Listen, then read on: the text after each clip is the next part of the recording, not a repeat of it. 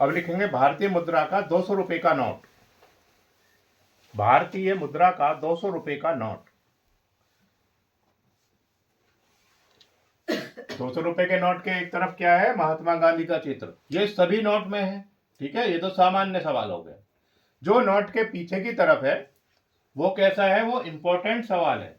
पीछे की तरफ का जो छपा हुआ चित्र है नोट पर वो ही पूछा जाएगा, वो बेहद इंपॉर्टेंट है। तो इस पर छपा हुआ है सांची का स्तूप।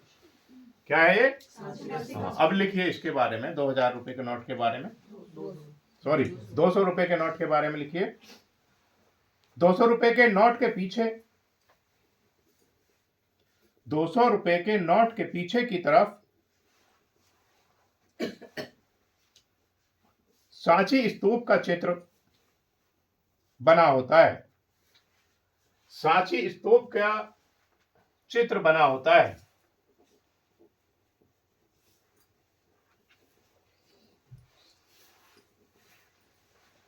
यह है सांची का स्तूप, देख सकते हैं यहां पर। सांची के स्तूप का चित्र बना होता है। नंबर 2 लिखेंगे, सांची का स्तूप, सांची का स्तूप भारत की सांस्कृतिक विरासत का प्रतीक है।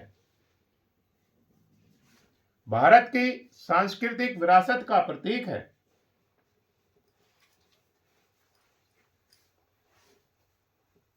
₹200 के नोट के आगे की तरफ,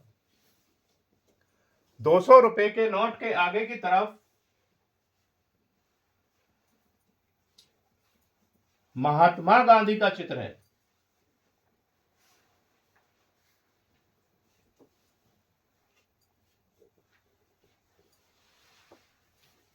नोट का आधार रंग, नोट का आधार रंग, यह इंपॉर्टेंट सवाल है,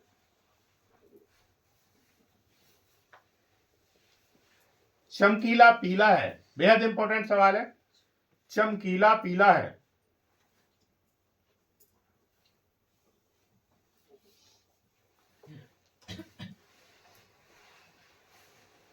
अगला सवाल लिखेंगे, सांची के स्तूप का चित्र,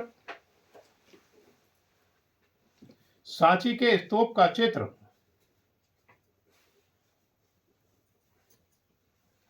मध्य प्रदेश राज्य के, मध्य प्रदेश राज्य के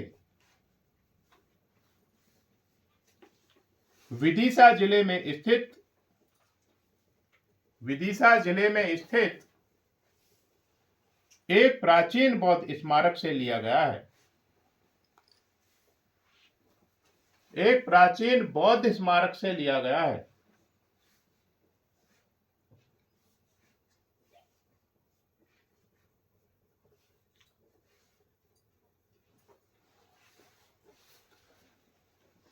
यह विश्व धरोहर होने के साथ साथ, यह विश्व धरोहर होने के साथ साथ भारतीय इतिहास और संस्कृति का, भारतीय इतिहास और संस्कृति का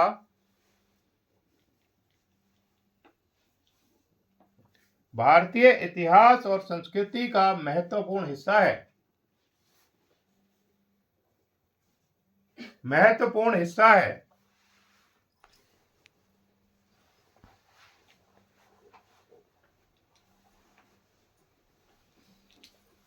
अगला लिखेंगे, सांची के स्तूप का निर्माण, सांची के स्तूप का निर्माण मौर्य सम्राट अशोक ने, मौर्य सम्राट अशोक ने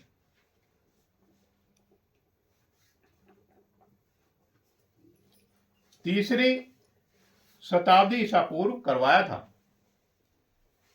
3री शताब्दी ईसा पूर्व करवाया था।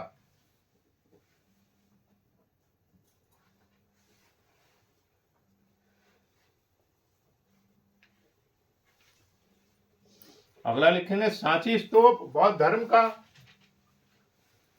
सांची स्तूप बौद्ध धर्म का,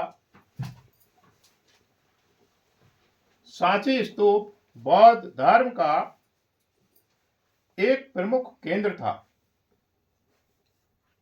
एक प्रमुख केंद्र था।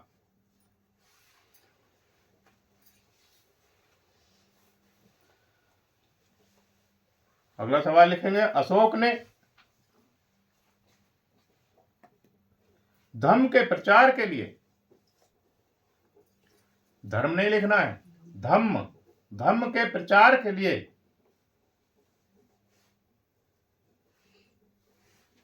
सांची को चुना था। सांची को चुना था।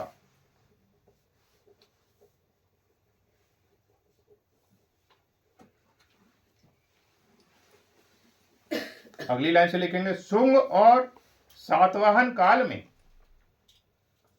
शुंग और सातवाहन काल में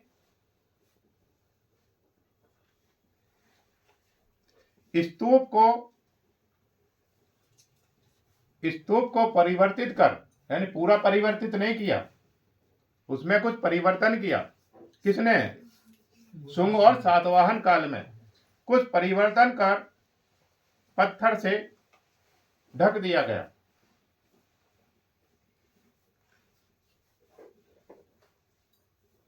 अगली लाइन से लिखेंगे, स्तूप का मुख्य भाग, स्तूप का मुख्य भाग अर्धगोलाकार होता है। देख रहे हैं, अर्धगोलाकार। अर्धगोलाकार का मतलब कितना है? 180 डिग्री। अर्धगोलाकार, अगर डिग्री पूछता है तो 180 डिग्री अर्धगोलाकार होता है।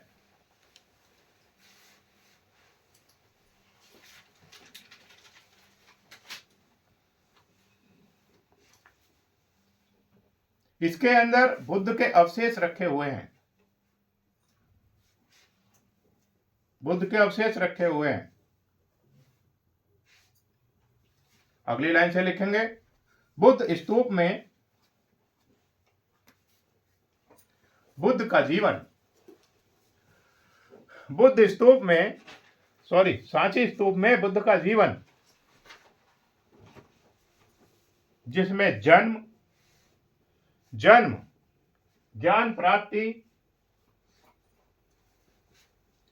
और महापरिनिर्वाण जैसे